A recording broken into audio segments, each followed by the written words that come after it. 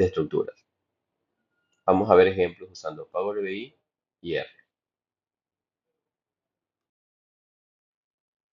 Un poco sobre la historia de los algoritmos de árboles de decisión se detalla en el siguiente cuadro, en el cual vemos que el criterio por el cual se ha hecho la división de una variable para determinar una región o zona ha estado dado por algoritmos que tienen que ver con tratamiento de datos, como el caso del chi-square, Giant Index, Information Gain y Gain Ratio.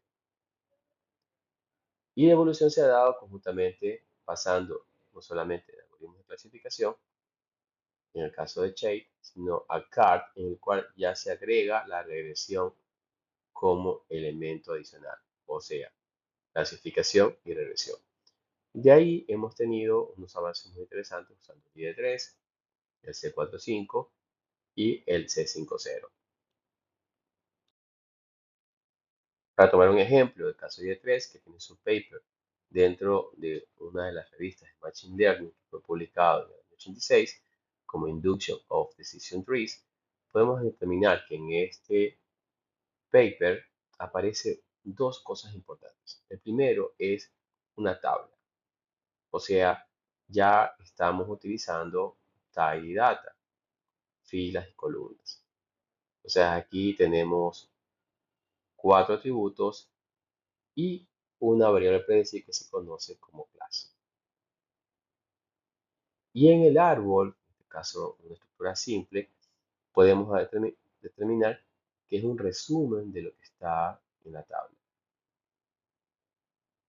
Entonces, lo que buscan estos algoritmos es ver cómo se producen las divisiones de las métricas de los candidatos, sea por chi-square, por ratio o por cualquier otro algoritmo, es cómo se producen estas divisiones.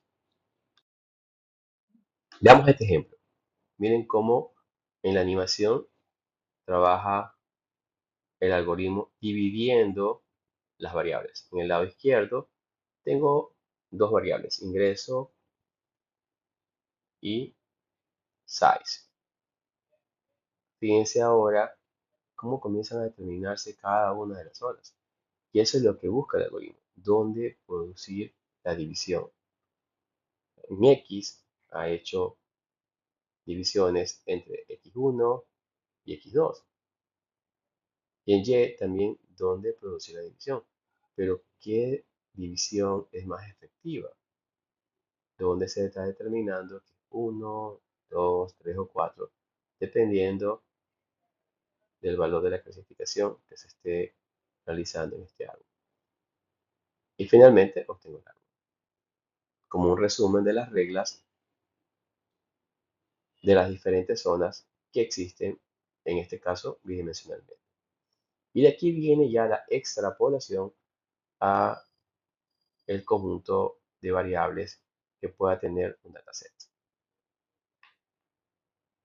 Entonces, de aquí donde se popularizó el que aparezcan árboles de decisiones en muchos casos en las escuelas de negocio, porque da un reduccionismo del uso de las variables.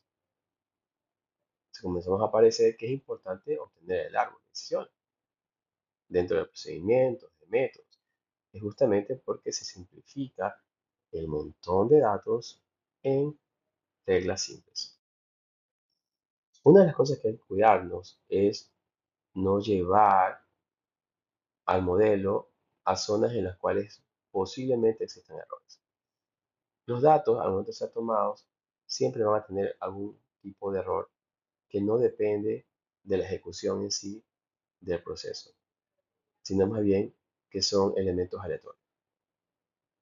Y esos elementos aleatorios o externos, pues al momento de aparecer como datos, podrían invitarnos a cometer el error de también incluirlo dentro del modelo. Entonces, en el efecto del gráfico, pueden darse cuenta que el modelo realmente es de clasificación, se puede dar por la parábola, pero puedo excederme y tratar de conllevar puntos de error y obtener un modelo mucho más complejo, tratando de conseguir un 0% de error. Entonces, a esto hay que tenerlo muy presente.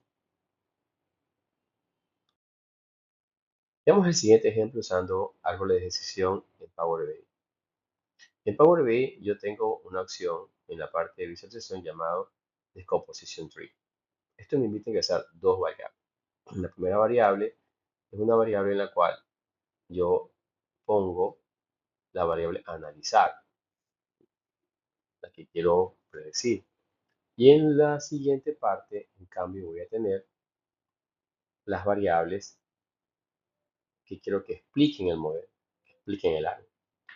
Una vez que yo agrego las variables que van a explicar, ya puedo obtener el árbol de decisión y tratar de descomponer las ramas dependiendo de la necesidad de los datos que yo tenga que revisar.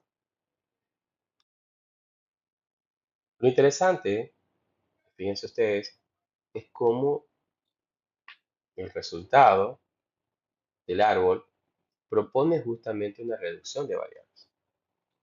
Es tratar de ubicar a las variables que más causan algo en un determinado efecto.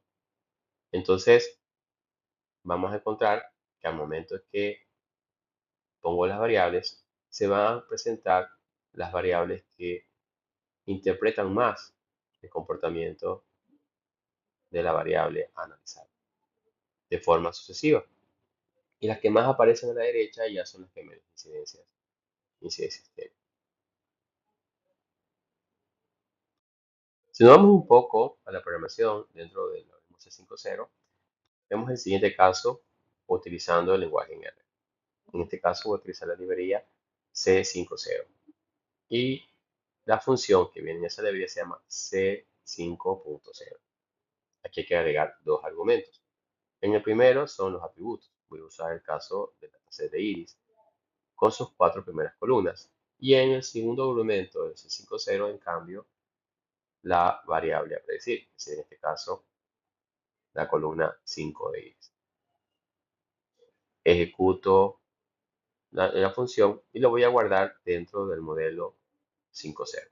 Ahora voy a usar la función predict para obtener los resultados del modelo utilizando los argumentos y saber cuáles serían los valores que se van a predecir dentro de ese fit predict. En esa variable se van a depositar esos valores.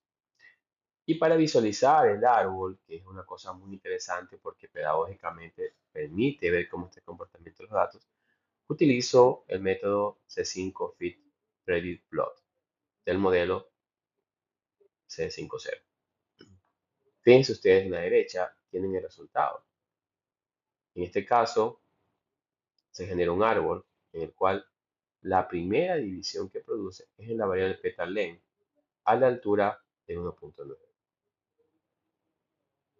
Y dice, si es menor que 1.9, entonces automáticamente considera esto como una cetosa. O sea, con una variable puedo determinar una de las especies. En cambio, si es mayor que 1.9, vamos a considerar la siguiente variable que es petal width. Y vamos a dividir aquí a la variable en el punto de 1.7. Si es mayor a 1.7, va a encontrar un alto porcentaje de valores que se van a encontrar dentro de Bitinica. Pero si es menor a 1.7, otra vez regresa a la variable petal y la divide en dos sectores, mayor que 4.9 y menor que 4.9. Si es menor que 4.9, un gran porcentaje va a estar dentro de versicolor. Hay una zonita que está en el petal mayor que 4.9 que en cambio mantiene a dos especies. Sería como una zona en la cual se produce algún cruce. Lo importante es darse cuenta que pasamos de un análisis de cuatro variables a reducir esto a dos variables. algo que es muy manejable para personas que pueden tomar decisiones. Y no siempre utilizamos un modelo, sino que ya es una herramienta gráfica o de análisis para temas de negocios, para temas de logística, para temas de diferentes tipos, en las cuales necesitamos simplificar los datos y ponerlos en algo visible que se pueda utilizar, apoyando a la toma de decisiones. Si la información te fue útil, suscríbete. Estamos trabajando en contenido innovador.